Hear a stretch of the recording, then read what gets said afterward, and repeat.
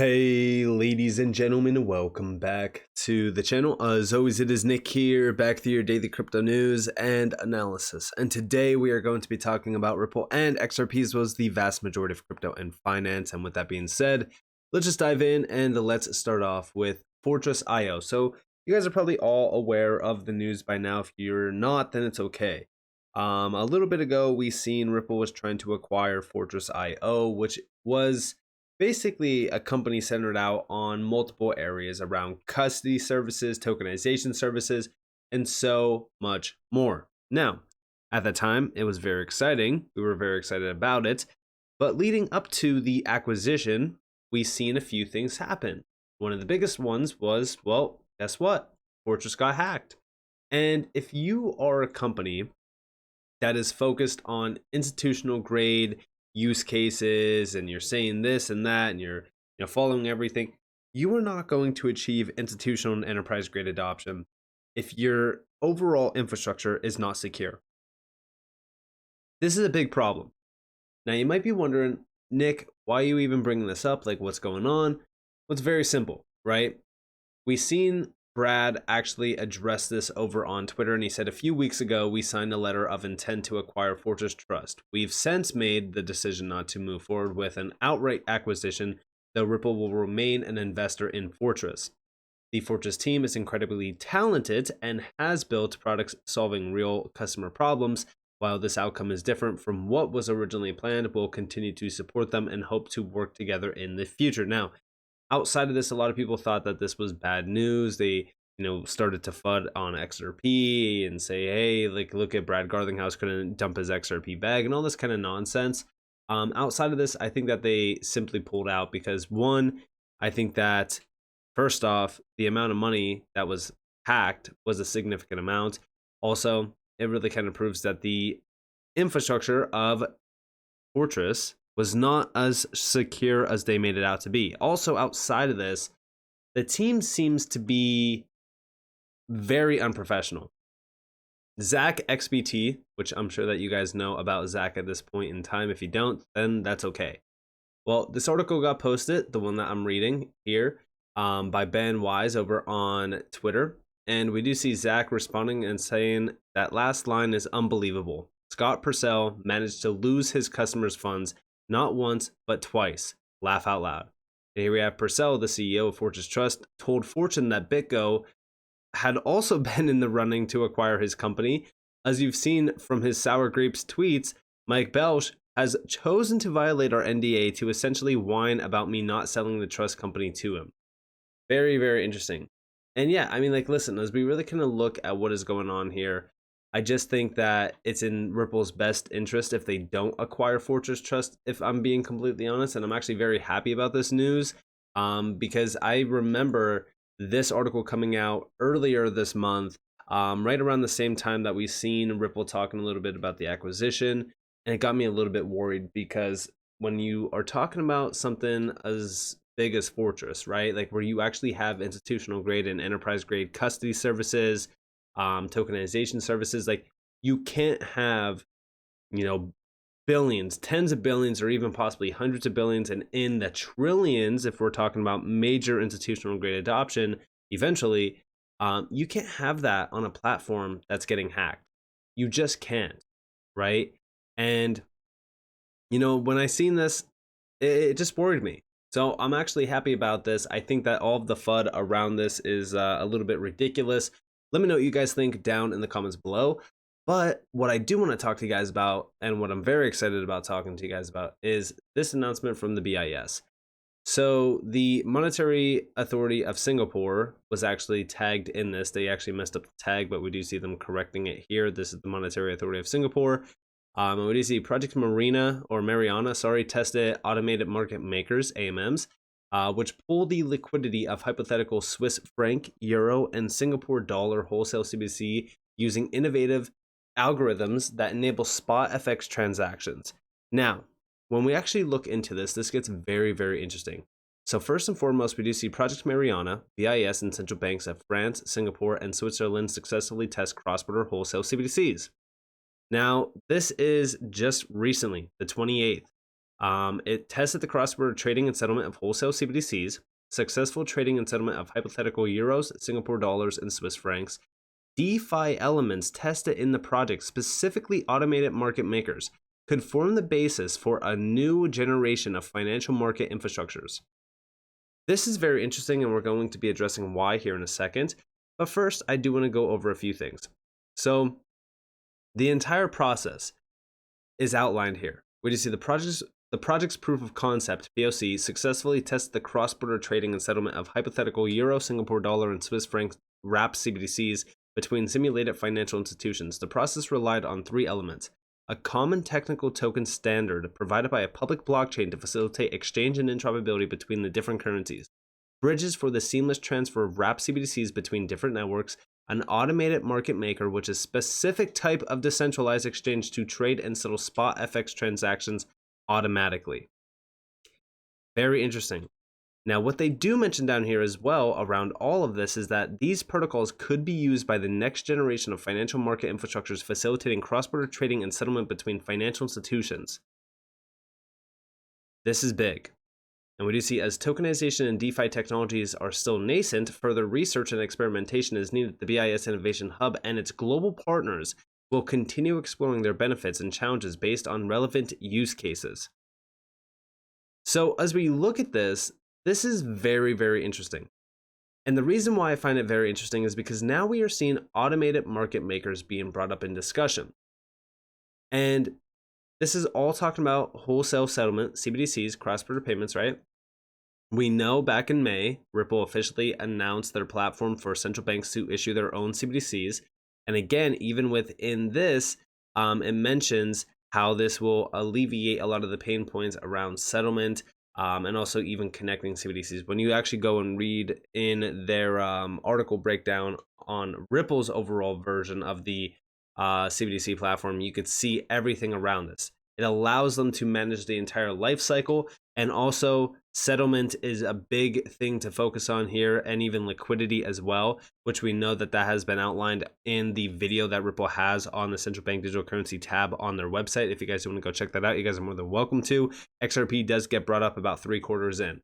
Outside of that also, though, we seen back in August, Ripple joined the BIS with their cross-border payments task force, which I know that I brought this up multiple times now, but it's so crucial to mention this because of the connections to the BIS and everything happening around the BIS. We are now in the next generation of payment technology, and I think that right now, currently, everyone should be focused heavily on what they are trying to do and what they are trying to accomplish and the technology that they are tapping into. And it seems as though DeFi, DLT, blockchain, it's all connected here with the BIS.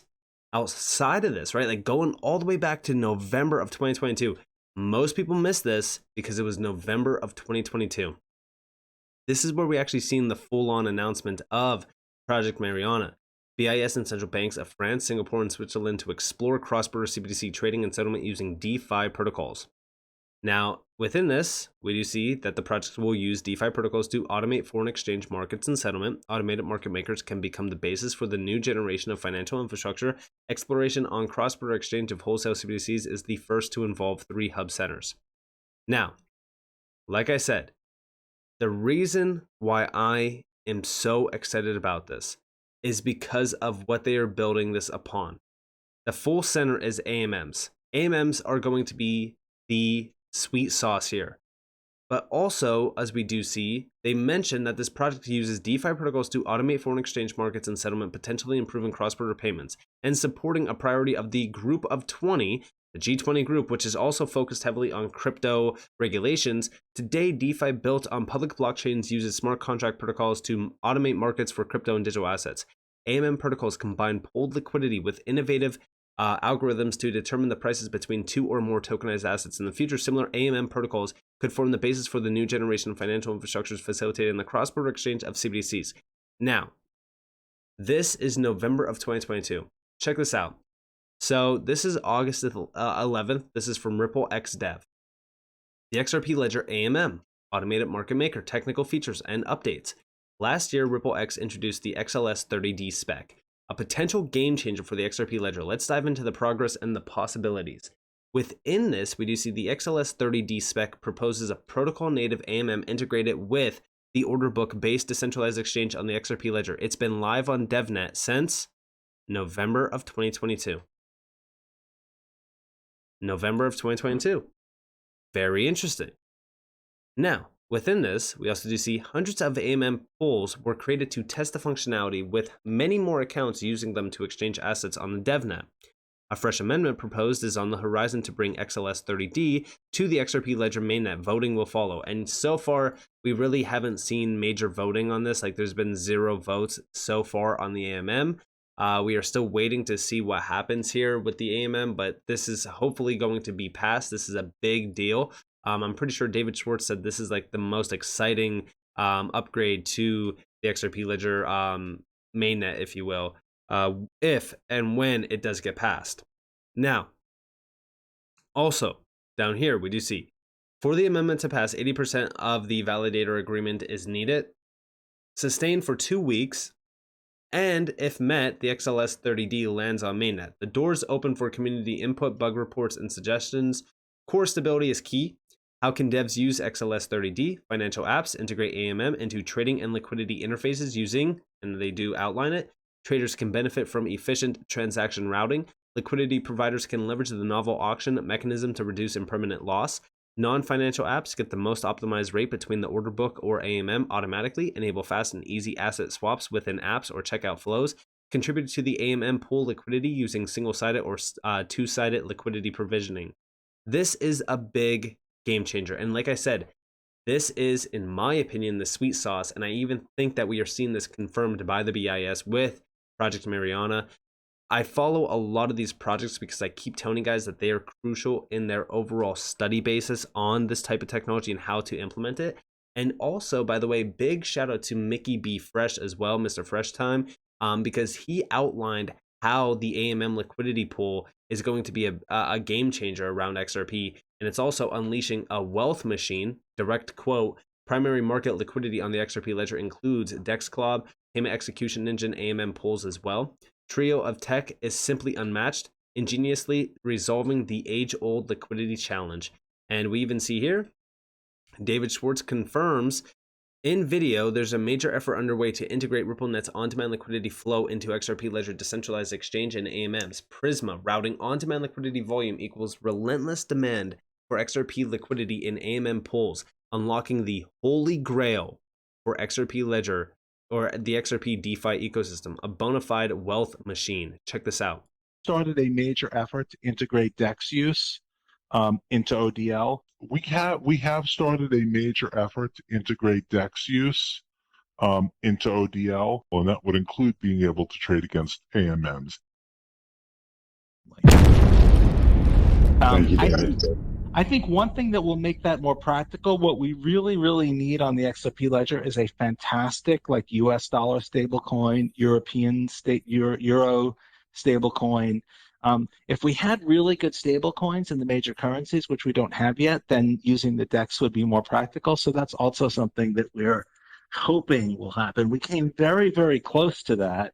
We had a deal that I thought was going to close, and then that was 2.5 years ago when the SEC filed suit against us, and so that kind of torpedoed that deal. So we'll see. But we're talking to banks and larger financial institutions about trying to get them to launch some premium stable coins to make that more practical. Why is this important? So like I said, huge shout out to Mickey B. Fresh for that clip. Go check him out over on YouTube. Go check him out over on Twitter. But yes, as we do look at Prisma, I slightly outlined this in the past as well. It's a big game changer. It's a huge one. And also, I love to see David Schwartz actually noting the fact that they already had big plans until the SEC lawsuit came into place, which, hey, thankful for it because it allowed us to accumulate a lot more XRP. And now it seems as though things are really heating up with a lot of these major discussions with central banks. We also see Ripple really kind of joining some big organizations, like for example, the BIS with the cross-border payment hub. And outside of that, we already know from these videos here that the AMM is the biggest key. But you see, beyond the conventional realm of fees, AMM pools unveil a myriad of ways to accumulate yield. XRP liquidity providers yield increases as volatility goes up and volume of XRP goes up. Amplifies 3 yields for LPs, the liquidity pools. Harvest volatility via AMM's trading strategies, LP tokens, and also swap fees. This is very, very exciting. And the XRP Ledger AMM LP tokens are super premium collateral that offers liquidity providers an ironclad guarantee your assets are redeemable at any time. Centralized intermediaries and rent-seeking whales hold no power here. The XLS30D AMM provides you a safety net in crypto a storm. And I'm very excited about this. Listen, if this does get passed, this is going to be unlike anything else. I'm telling you guys, I'm very, very excited about this. And we even see here, get ready for the imminent explosion of the DeFi ecosystem around AMM pools. Liquidity is the lifeblood of any financial market, but DeFi needs on-chain liquidity. Dexclaw plus AMM equals deep pools liquidity from lending to borrowing. Possibilities are boundless for XRP holders. And yes, listen, this is where you could essentially become your own bank. You can lend out your XRP. You could tap into really just incredible amounts of wealth creation, and it really is exciting, and we really do hope that this does get passed, in my opinion, at least from an XRP holder perspective, because there's really nothing there's nothing too concerning about this unless you are going to be a yield provider. Then there is risk involved, obviously. But outside of that, I think that this is going to be very beneficial for the entire ledger and also XRP as well, and really kind of create a lot more demand for XRP as a token. And outside of this, this really kind of builds upon what we have been seeing around a lot of these major projects from some of the elite organizations like the BIS. So with that being said, I hope that you guys enjoyed this video. If you guys did, definitely leave a like, subscribe, to notifications on if you guys want free content. You guys are more than welcome to follow me on Twitter and join the free Discord in the description below. And with that being said, guys, it's been Nick. Peace out.